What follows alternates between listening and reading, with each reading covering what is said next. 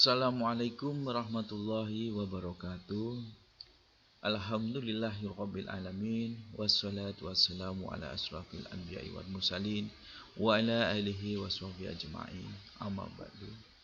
Alhamdulillah kita masih bisa bertemu kembali dengan saya Bapak Muhammad Ridwan Torod pada mapel akidah akhlak yang kita akan membahas tentang bab ketiga, yaitu tentang perilaku akhlak terpuji. Baiklah anak-anak sekalian, sebelum kita memasuki materi, kita awali dengan berdoa dulu. Semoga apa yang kita pelajari hari ini bisa menjadikan ilmu yang barokah pada diri kita. Baiklah anak-anak, pada bab ketiga ini yang pertama kita akan membahas tentang taubat.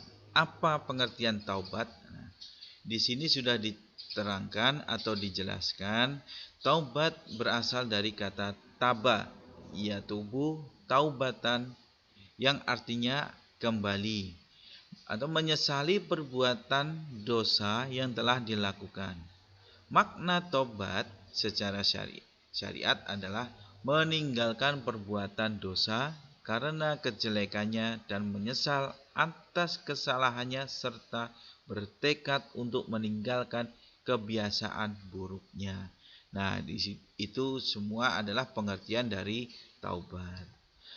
Adapun hukum taubat, yang mana hukum taubat terdapat dalam Quran surah An-Nur, yang artinya, dan bertobatlah kamu sekalian kepada Allah, hai orang-orang yang beriman, supaya kamu beruntung. Nah, itu adalah hukum bertobat. Adapun contoh perilaku tobat kepada Allah, yang pertama yaitu banyak-banyak membaca istighfar dan menemui orang yang pernah dijahati untuk meminta maaf. Yang selanjutnya, menyesali perbuatan yang seharusnya tidak dilakukan serta berjanji tidak akan mengulangi lagi. Menjauhi segala perbuatan maksiat dan senantiasa mengerjakan amal soleh. Selalu menyiapkan diri untuk mati, menyesali atas dosa dan selalu memohon ampun terhadap dosa-dosa yang telah lalu. Yang terakhir yaitu bersungguh-sungguh dalam ketaatan dan amal soleh. Nah, di sini yang keempat ada dampak positif bertobat. Nah, yang pertama yaitu bagi pelakunya sendiri, dan yang kedua bagi orang lain termasuk keluarga. Nah, dampak positif bagi pelakunya sendiri, yang pertama yaitu memperoleh semangat dan gairah hidup baru karena Allah berkenan menerima taubatnya. Yang kedua, dapat memperoleh kembali jalan yang benar. Yang ketiga, memperoleh simpati masyarakat lagi seperti dulu sebelum bertaubat. Nah, itu dampak positif bertobat bagi diri sendiri. Adapun dampak positif bagi orang lain termasuk keluarganya, yaitu lambat laun dapat mengembalikan nama baik keluarga, dan yang terakhir hilangnya kecemasan keluarga dan masyarakat. Nah, itu adalah dampak positif dari bertobat. Nah, jadi perilaku membiasakan diri bertobat. Nah, ini perilaku tidak memandang remeh terhadap perbuatan dosa sekecil apapun. Berusaha menutup perbuatan dosanya dengan perbuatan baik sesuai dengan kemampuan yang dimiliki. Merasa tidak senang apabila melihat orang lain berbuat dosa. Nah, sekarang selanjutnya yaitu taat. Apa sih pengertian taat? Nah, di sini sudah dijelaskan. Secara bahasa, taat artinya patuh. Nah, Menurut bahasa, taat berarti selalu mengikuti petunjuk Allah dengan cara melaksanakan perintah dan menjauhi segala larangannya. Perilaku taat juga berarti menjaga diri kita agar tidak melakukan hal-hal yang melanggar syariat atau hukum-hukum Allah dan selalu taat melaksanakan perintahnya. Itu adalah pengertian dari taat. Nah, perintah taat kepada Allah dan Rasul-Nya. Nah, di situ kita sebagai manusia, sebagai umat Muslim diperintahkan Allah, yaitu taat kepada Allah dan para Rasul-Nya. Nah, di sini terdapat dalam Quran surah Al-Maidah yang mana manusia atau umat Muslim diwajibkan untuk taat kepada Allah dan Rasul-Nya. Nah, di sini yang artinya, dan taatlah kamu kepada Allah dan taatilah kamu kepada Rasul-Nya dan berhati-hatilah. Jika kamu berpaling, maka ketahuilah bahwa sesungguhnya kewajiban Rasul kami hanyalah menyampaikan amanat Allah dengan terang. Adapun bentuk-bentuk ketaatan kepada Allah dan Rasul-Nya, yaitu jika seseorang benar-benar beriman kepada Allah dan hari akhir, dia akan taat kepada Allah dan Rasul-Nya. Sifat tersebut muncul karena ia mengimani bahwa Allah Maha mengetahui segala sesuatu, baik yang tampak maupun yang tersembunyi. Nah, adapun dampak positif ketaatan kepada Allah dan Rasul-Nya, yaitu yang pertama, merasa senang karena adanya harapan keridhaan Allah Subhanahu wa taala. Yang kedua, memperoleh kepuasan batin karena merasa bahwa kebaikan yang dilakukan sesuai kehendak Allah Subhanahu wa taala. Adapun yang ketiga, dampak positifnya menjaga rutinitas dalam berbuat baik walaupun amal baiknya tidak dapat dilihat oleh orang lain. Nah, membiasakan diri taat kepada Allah dan Rasul-Nya. Nah, maka dari itu kita semuanya harus bisa membiasakan diri taat kepada Allah dan Rasul-Nya. Nah, di sini ada beberapa poin. Yang pertama, melatih diri untuk beramal baik saat tidak dilihat oleh orang lain. Misalkan sedekah dengan sembunyi-sembunyi. Apa maksudnya sedekah dengan sembunyi-sembunyi? Nah, sedekah dengan sembunyi-sembunyi yaitu kita tidak boleh menunjukkan bahwa diri kita menyedekahkan harta benda atau kita pamer terhadap orang lain. Tidak suka memuji perbuatan baik yang dilakukan seseorang karena hal itu dapat mendorong pelakunya berbuat riya. Melatih diri agar tidak merasa bangga jika perbuatan banyak dipuji orang lain. Tidak kecewa apabila perbuatannya banyak diremehkan oleh orang lain. Melaksanakan segala perintah Allah dan menjauhi segala larangannya. Meneladani sikap-sikap terpuji Rasulullah dalam kehidupan sehari-hari. Selanjutnya kita akan membahas tentang istiqamah.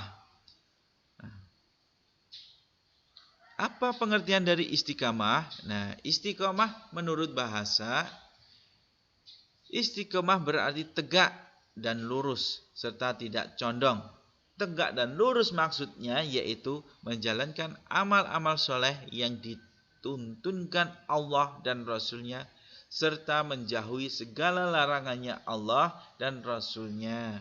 Menurut istilah, istiqomah adalah bentuk kualitas batin yang melahirkan sikap konsisten, taat asas, dan teguh pendirian untuk menegakkan dan membentuk suatu menuju kesempurnaan atau kondisi yang lebih baik. Sebagaimana kata takwim, itu merujuk pula pada bentuk kesempurnaan. Adapun perintah untuk bersikap istiqomah terdapat dalam Quran surah Hud. Maka tetaplah kamu pada jalan yang benar sebagaimana diperintahkan kepadamu dan juga orang yang telah taubat beserta kamu, dan janganlah kamu melampaui batas. Sesungguhnya Dia Maha melihat apa yang kamu kerjakan. Nah, sini selanjutnya ada perkara yang mendorong perilaku istiqomah. Yang pertama, mengetahui bahwa kunci kebahagiaan sejati adalah kebahagiaan yang meliputi kehidupan dunia dan akhirat. Yang poin kedua, memiliki semangat dan daya juang yang tinggi serta tidak mudah menyerah atau putus asa.